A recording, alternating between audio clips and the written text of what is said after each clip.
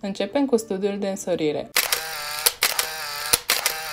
Acesta este foarte important pentru că ne va da niște linii directoare pentru începerea proiectului de amenajare. O să începem cu echinocțiul de primăvară. Mai jos aveți un videoclip care arată cum anume se vor mișca umbrele pe pământ în această perioadă. Pentru a fi relevant, am selectat câteva ore mai importante.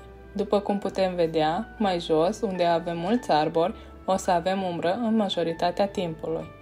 Solstițiul de vară. Soarele este mai sus pe boltă, astfel că lungimea umbrelor va fi mai mică. Această perioadă este cea mai importantă pentru a vedea unde anume am putea poziționa grădina de anuale sau alte plante care necesită mai mult soare. Echinocțiul de toamnă. Acesta este foarte asemănător cu echinocțiul de primăvară. La fel, putem vedea că este destul de multă umbră pe teren dimineața și începând cu ora 16. Solstițiul de iarnă. Acesta ne va ghida în alegerea corectă a speciilor cu habitus înalt sau care au frunze persistente, pentru că altfel riscăm să umbrim întregile zone ale sitului.